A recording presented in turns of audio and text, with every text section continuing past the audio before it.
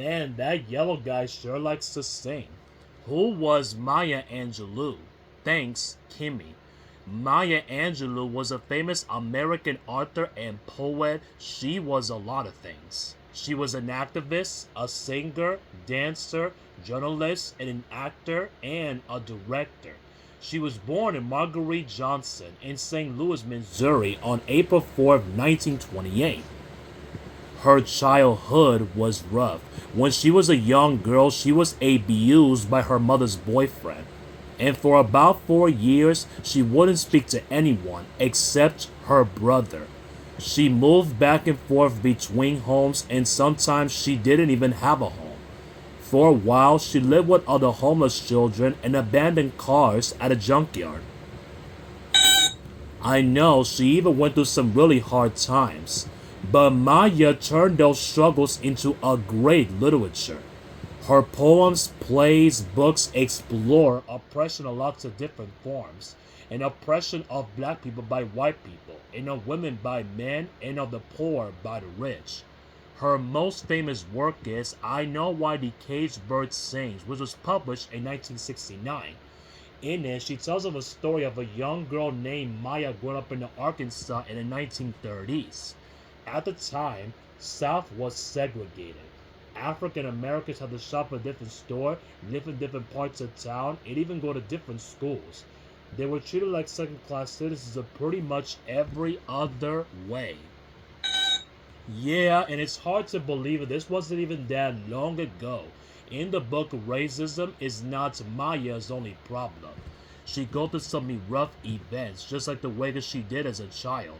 Her mother's boyfriend abuses her, and her mother abandons her. Maya feels trapped by her poverty, her skin color, and her gender.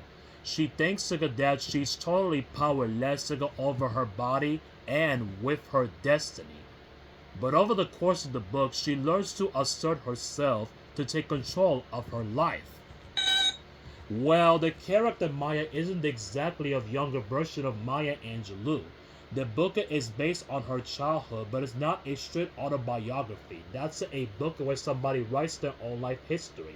Instead, Maya combines facts and fiction in order to make her story more something powerful. Sometimes the book has a shifting perspective. Sometimes the character speaks as an adult and sometimes as a child. So when you read it, you get two different perspectives on the events of Maya's life. But the versions of the narrators switch in and out of dialect, a way of speaking is suffered to a certain time and a place. Maya uses the language to evoke the South of the 1930s. Yup, and it was praised by critics and became a huge bestseller. She followed it up with far more autobiographical novels that cover for the rest of her life, as well as several volumes of poetry.